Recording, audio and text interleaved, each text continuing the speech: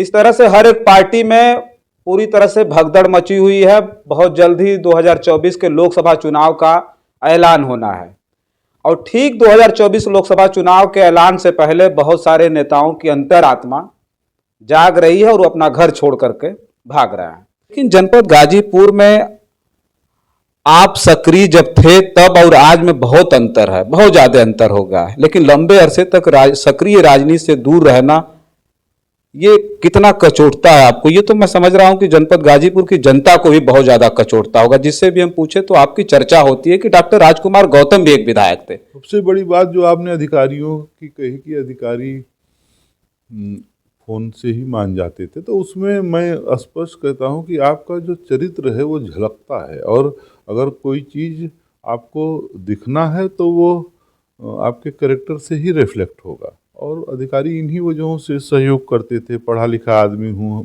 बिला वजह धौंस नहीं जमाता था, चीज़ों को लॉजिकल तरीके से प्रस्तुत करता था। लोग कहते हैं कि राजकुमार गौतम जी विधायक रहते हुए चीनी मिल के मुद्दे को जिस तरह से उठाया था, यह भी कहा जाता है कि एक बार और विधायक, लोग कहते हैं, पता नहीं उनको कितनी जानकारी है, वो आज हम स्पष्ट रूप से इसलिए हम पूछ रहे हैं कि वो हमारे अंदर भी लालसा थी कि एक बार विधायक जी से पूछेंगे जरूर।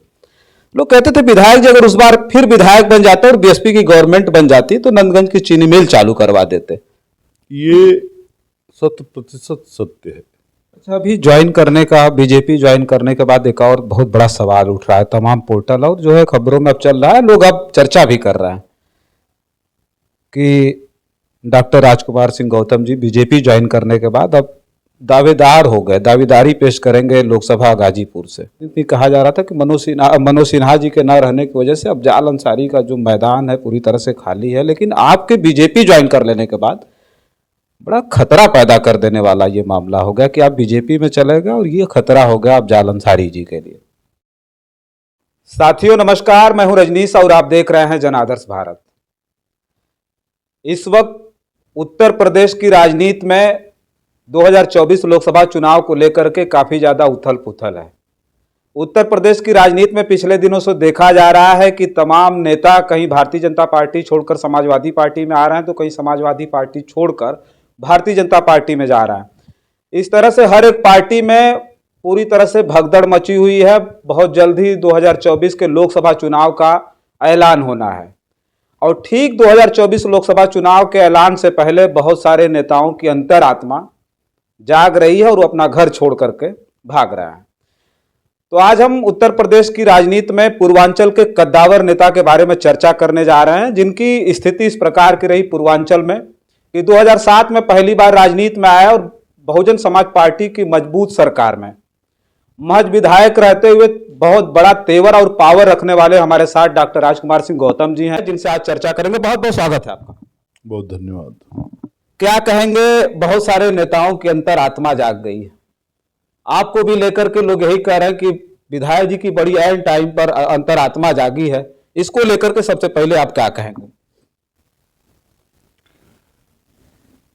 आदमी सामाजिक जीवन में इसीलिए आता है कि लोगों का विकास कर सके, लोगों के सुख दुख में भागीदार हो सके, देश का उन्नयन हो सके। और उस दृष्टिकोण से ये आरोप मुझ पर इसलिए नहीं लगाया जा सकता कि 2014 में भारतीय जनता पार्टी की सरकार आई थी या 2017 में उत्तर प्रदेश में भारतीय जनता पार्टी की सरकार आई थी। तो काफ़ी अरसा बीत गया और बहुत कसौटियों पे कसने के बाद ऐसा समझ में आया कि देश को ऐसे ही नेतृत्व की आवश्यकता है यशस्वी प्रधानमंत्री नरेंद्र मोदी जी के रूप में, और प्रदेश में उससे भी आगे बढ़ के आदरणीय योगी जी के नेतृत्व में बहुत लोकप्रिय सरकार चल रही है। मुझे भी लगा कि मुझे अपनी भूमिका के निर्वहन के लिए मुझे ऐसे सरकार में भागीदार होना चाहिए, इसी पार्टी के साथ रहना चाहिए जहां समाज में हम सर्व कर सकें, और इसीलिए भारतीय जनता पार्टी में मैं शामिल हुआ। अच्छा विधायक जी, लंबे समय से देखा जा रहा है कि गाजीपुर की राजनीति में, जिस तरह की गाजीपुर की राजनीतिक पृष्ठभूमि पर अगर हम बात करें तो आपके बाद जो सक्रियता थी जनप्रतिनिधियों की वो बड़ी जबरदस्त तरीके की देखी गई। उसके बाद राजनीति में 2007 में आपका विधायक होना, और विधायक महज आप विधायक नहीं थे, बल्कि उस वक्त जो, चूंकि हमारा गृह जनपद है गाजीपुर, और उस वक्त हमने जो देखा कि तत्कालीन डीएम और एसपी को आपका जो एक फोन कॉल ही है वही बहुत काफी था। लेकिन उस तरह की जो है कहें तो आज के प्रतिनिधि में उस तरह की तत्परता नहीं देखी जाती है। उस तरह से लोगों के बीच जो सेवा भाव है विधायकों में नहीं देखा गया। ये तो हम जो कहेंगे वो सारे लोग भी समझ रहे होंगे। लेकिन जनपद गाजीपुर में आप सक्रिय जब थे तब और आज में बहुत अंतर है, बहुत ज्यादा अंतर हो गया है। लेकिन लंबे अरसे तक सक्रिय राजनीति से दूर रहना ये कितना कचोटता है आपको, ये तो मैं समझ रहा हूं कि जनपद गाजीपुर की जनता को भी बहुत ज्यादा कचोटता होगा। जिससे भी हम पूछे तो आपकी चर्चा होती है कि डॉक्टर राजकुमार गौतम भी एक विधायक थे, तो ये आपको कचोटता है अंदर से?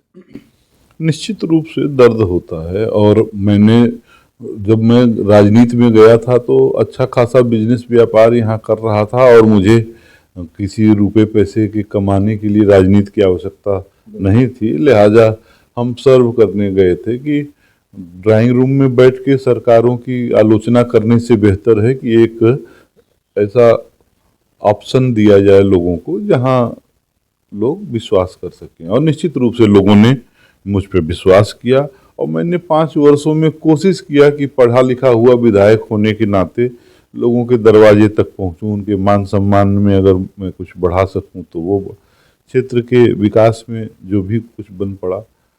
सबसे बड़ी बात जो आपने अधिकारियों की कही कि अधिकारी फोन से ही मान जाते थे, तो उसमें मैं स्पष्ट कहता हूं कि आपका जो चरित्र है वो झलकता है, और अगर कोई चीज़ आपको दिखना है तो वो आपके कैरेक्टर से ही रिफ्लेक्ट होगा। और अधिकारी इन्हीं वजहों से सहयोग करते थे। पढ़ा लिखा आदमी हूँ, बिला वजह धौंस नहीं जमाता था, चीज़ों को लॉजिकल तरीके से प्रस्तुत करता था।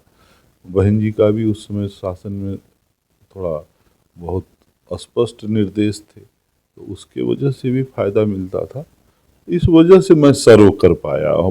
हम लोग रिसर्च करते थे, हम लोग अध्ययन करते थे, और बहुत सारी योजनाओं को उसी के माध्यम से ले आते थे। जनपद गाजीपुर में एक विधायक रहते हुए चर्चा ये भी थी उस वक्त कि विधायक रहते हुए आपने एक बहुत बड़ा मुद्दा उठाया था, बहुत बड़ा काम के लिए आप आगे आए थे, और लखनऊ तक अपनी आवाज को बहुत तगड़े तरीके से आपने बुलंद किया था। वो था नंदगंज की चीनी मिल के मामले को लेकर। लोग कहते हैं कि राजकुमार गौतम जी विधायक रहते हुए चीनी मिल के मुद्दे को जिस तरह से उठाया था, यह भी कहा जाता है कि एक बार और विधायक, लोग कहते हैं, पता नहीं उनको कितनी जानकारी है, वो आज हम स्पष्ट रूप से इसलिए हम पूछ रहे हैं कि वो हमारे अंदर भी लालसा थी कि एक बार विधायक जी से पूछेंगे जरूर। लोग कहते थे विधायक जी अगर उस बार फिर विधायक बन जाते और बीएसपी की गवर्नमेंट बन जाती तो नंदगंज की चीनी मिल चालू करवा देते। ये 100% सत्य है, क्योंकि दुर्भाग्य से नंदगंज की चीनी मिल और रायबरेली की चीनी मिल एक ही लाइसेंस पर थी। नंदगंज में कुछ श्रमिकों के बकाया, कुछ किसानों के बकाया और अन्य डिस्प्यूट के चलते ये मामला BIFR, एक कोर्ट होती है इंडस्ट्रियल मामलों की, उसमें चल रहा था। और उस समय केंद्र में कांग्रेस की सरकार थी। हम लोगों ने प्रयत्न करा के जो बकाया था श्रमिकों का और किसानों का, उतना शेयर डाइल्यूट करके उन लोगों को अलाट करा करके और BIFR से बाहर निकालने का पूरा इंतजाम हमारी सरकार ने उस समय कर दिया था। लेकिन चूंकि रायबरेली में केंद्र की सरकार जो कांग्रेस की थी वो एम्स बनाना चाहती थी, इसलिए अगर हमारी सरकार में वो BIFR से बाहर आती तो चीनी मिल प्रारंभ हो जाता, और चीनी मिल प्रारंभ हो जाता तो उनका एजेंडा फेल हो जाता और श्रेय बहुजन समाज पार्टी की सरकार को जाता। इसलिए उन लोगों ने उस समय BIFR से उसको आने ही नहीं दिया। इस बात का प्रमाण ये है कि फरवरी में चुनावों के बाद जैसे ही सरकार बदली, अप्रैल महीने में वो BIFR से बाहर आया 2012 में मिल, और उस बाहर आने के बाद तुरंत वहाँ एम्स का शिलान्यास हो गया रायबरेली में। और तब से मैं इस बात को कह रहा हूँ कि अप्रैल 2012 से आज तक नंदगंज चीनी मिल को कभी भी पैसा दे करके चलाया जा सकता है। अब उसमें कोई वैधानिक बाधा नहीं है। निश्चित रूप से मैं प्रयास करूंगा। मैंने इसके लिए बहुत प्रयास किया भी था, अपनी तरफ से वकील भी खड़ा करके सुप्रीम कोर्ट BIFR में, और स्वर्गीय सत्येंद्र सिंह सबुआ के रहने वाले थे, उनके माध्यम से मैंने सर्वे भी कराया था। एक बात कही जाती थी कि गाजीपुर के गन्ना में शुगर परसेंटेज उतना नहीं है, जबकि हकीकत में इसमें कहानी दूसरी है। मैं उसमें डिटेल में नहीं जाऊँगा, लेकिन मेरा यह मानना है कि जिनके पास खेत हैं या जो कृषि पर आज आश्रित हैं, अगर उनकी कमाई को बढ़ाना हो तो गन्ना बुआई कराना पड़ेगा, गन्ना मिल प्रारंभ कराना पड़ेगा। इससे बहुत सारे लोगों के सामाजिक आर्थिक स्थितियों में परिवर्तन होगा, और इसके लिए हम लोग उचित स्थान पर वार्ता भी करेंगे और प्रयास भी करेंगे। अच्छा, अभी ज्वाइन करने का, बीजेपी ज्वाइन करने के बाद एक और बहुत बड़ा सवाल उठ रहा है तमाम पोर्टल और जो है खबरों में अब चल रहा है, लोग अब चर्चा भी कर रहे हैं कि doctor Rajkumar Singh Gautam ji BJP join करने के बाद अब दावेदार हो गए, दावेदारी पेश करेंगे लोकसभा गाजीपुर से। मैं बस इतना ही कहूँगा कि भारतीय जनता पार्टी का एक अनुशासित सिपाही होने के नाते शीर्ष नेतृत्व के निर्देश पर जो भी मुझे आदेश निर्देश प्राप्त होगा, मैं उसका अनुसरण करूँगा, और इसके अलावा मैं कुछ नहीं करूँगा। किसी से बात हुई होगी ऊपर जरूर इस मामले में, कुछ तो मिला होगा, ये कुछ तो कहा गया होगा, चूंकि आज की जो राजनीति कहती है, और गाजीपुर में दूर दूर तक मैदान भी खाली दिखाई दे रहा है सिन्हा जी के ना रहने की वजह से।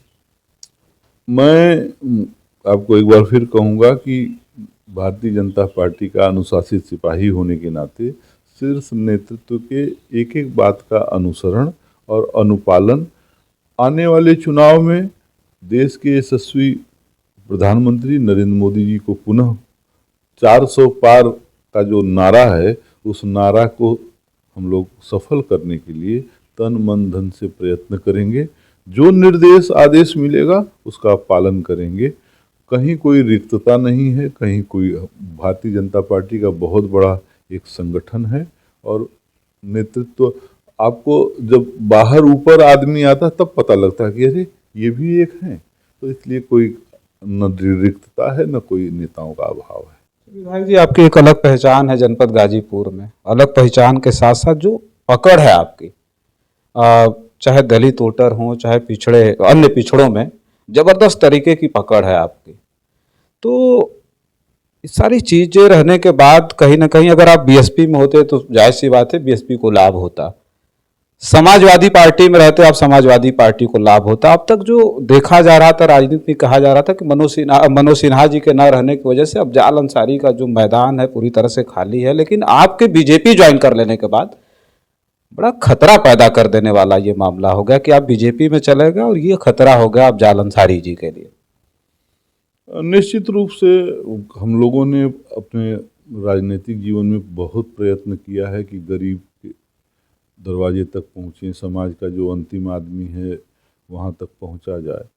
अब इसमें थोड़ी बहुत सफलता हम लोगों को मिली भी है। जहाँ तक वर्तमान में अफजाल अंसारी जी का सवाल है, पिछली बार गठबंधन के कैंडिडेट होने के नाते सब लोगों ने प्रचार किया और वो चुनाव जीते, लेकिन विकास की बात तो बहुत दूर, लोगों के सुख दुख में भी शामिल होने का समय उनको नहीं मिला, और इससे गाजीपुर की जनता थोड़ा व्यथित भी है। और मेरे जैसे गाजीपुर के शुभचिंतकों के दिमाग में सदैव ये रहा है कि मनोज सिन्हा जी के चुनाव हारने से गाजीपुर का बहुत बड़ा नुकसान हुआ है।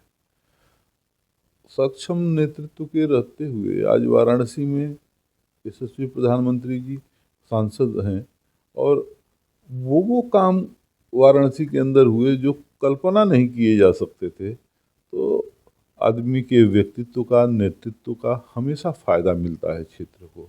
और गाजीपुर में तो अब उड़ान भरने का सारा कुछ सेट हो चुका था, अब केवल उड़ान भरनी बाकी थी, लेकिन लोगों ने न जाने किन वजहों से वो चुनाव हराया। मैं जो इतना घूमता हूँ, मुझे जो दिखता है, इस बार गाजीपुर की जनता उस भूल को सुधारने के लिए एकदम तैयार है, तत्पर है। और इस बार निश्चित रूप से भारतीय जनता पार्टी गाजीपुर से जीत के आएगी। और जो विकास की गति उन्होंने प्रारंभ की थी, एक जो रुकावट आई थी, उस रुकावट को दूर करके फिर से गाजीपुर को प्रगति के मार्ग पर आगे बढ़ने का अवसर मिलेगा। पिछले दिनों से जो गाजीपुर की सक्रिय राजनीति में आप बिल्कुल जो है अपना प्रतिभाग नहीं कर रहे थे, आप निष्क्रिय थे। भारतीय जनता पार्टी ज्वाइन करने के बाद अब तो जनपद गाजीपुर के लोग आपका इंतज़ार भी करते होंगे, तो गाजीपुर में फिर उसी तरह की सक्रियता होगी जो है कि अभी उसी तरह से चलते रहेंगे? कुछ स्वास्थ्य कारणों से और व्यक्तिगत जिम्मेदारियों की वजह से मैं उतना सक्रिय नहीं रह पाया। हालांकि फिर भी कोशिश करता था कि लोगों के सुख दुख में शामिल हों।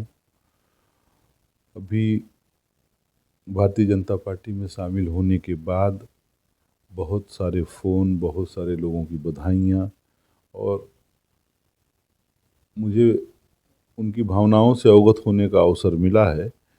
मैं ज़रूर ये चाहूँगा कि जो सूत्रधार होने की आवश्यकता होती है विकास कार्यों में या जन भावनाओं के अनुरूप सरकारों के निर्वहन में, चलाने में, उस सूत्रधार के रूप में मैं काम कर सकूं और सुबह शाम लोगों से मिल के, जुल के उनकी समस्याओं को जानूं और सरकार तक और संगठन तक पहुंचाऊं। ये निरंतर मेरा प्रयास रहेगा। चलिए, बहुत बहुत धन्यवाद। देखिए, हमारे साथ जो है गाजीपुर जमनिया से पूर्व विधायक डॉक्टर राजकुमार सिंह गौतम जी थे। पहले मैं बता चुका हूं कि पूर्वांचल के कद्दावर नेताओं में है। 2024 के लोकसभा चुनाव से ठीक पहले भारतीय जनता पार्टी में शामिल होना गाजीपुर सीट पर खतरे की घंटी है, समाजवादी पार्टी के लिए या इंडिया अलायंस के लिए कह लीजिए। तो इनके भारतीय जनता पार्टी में शामिल होने के बाद अब गाजीपुर के जो लोकसभा सीट की तस्वीर है वो बदल गई है। उम्मीद भी होगी लोगों को कि ऐसे लोगों को राजनीति में फिर से उसी तरह सक्रिय होना चाहिए, क्योंकि उससे बड़ा अच्छा संदेश जाएगा। भारतीय जनता पार्टी की बात करें तो जनपद गाजीपुर में बहुत सारे नेता हैं। इस बार गाजीपुर में विधानसभा की सारी सीटें भारतीय जनता पार्टी हार गई थी, लेकिन उसके बावजूद जो है अभी लोकसभा के चुनाव में कहा जा रहा था कि अब भारतीय जनता पार्टी शायद न जीत पाए, लेकिन डॉक्टर राजकुमार गौतम जी के आने के बाद वहां मुकाबला काफी रोचक हो गया है। हालांकि इन्होंने कहा कि हमारी कोई दावेदारी नहीं है, और ये माना भी जा रहा है, क्योंकि अगर दावेदारी होती तो ये पहले से सक्रिय होते, प्रचार करते, अपना प्रचार प्रसार नहीं छोड़ते। लेकिन दावेदारी की जहां तक बात है तो इन्होंने मामले को शीर्ष नेतृत्व पर छोड़ा है, और इंतजार भी सबको होगा। लोग सोच रहे होंगे कि हो सकता है कि लोकसभा का चुनाव लड़े। उसके बाद भी एक बात और बता दें कि इसके बाद विधानसभा परिषद का भी चुनाव है, तो लोग ये भी अनुमान लगा रहे होंगे, क्योंकि विधायक जी से इस पर भी हम सवाल पूछेंगे तो बोलेंगे कि हम एक कार्यकर्ता हैं और हम ये शीर्ष नेतृत्व पर ही छोड़ते हैं। तो विधान परिषद का भी चुनाव है, लोकसभा का भी चुनाव है, लेकिन लोग अब ये जरूर सोच रहे होंगे कि लोकसभा में विधायक जी आएंगे, नहीं लड़ने नहीं आएंगे तो सक्रिय होंगे, और सक्रिय होने के बाद भारतीय जनता पार्टी को बहुत ज्यादा लाभ पहुंचाने वाले हैं। पीएसपी सुप्रीमो से नजदीकी भी इनकी थी, लेकिन फिर भी भारतीय जनता पार्टी में जाने के बाद अब वहां की तस्वीर को इन्होंने बदला है। इंतजार रहेगा। जनपद गाजीपुर में हम लोग भी काफी दिन से कवर कर रहे हैं और फिर कवर करेंगे। विधायक जी का अभी गाजीपुर में आवागमन बाकी है। गाजीपुर चलने के बाद तस्वीर किस प्रकार की होगी, वहां के लोगों का रुख कैसा होगा, वो सारी चीजें आपके बीच में भेजेंगे। तब तक के लिए आप जन आदर्श भारत पर बने रहें। बहुत बहुत धन्यवाद।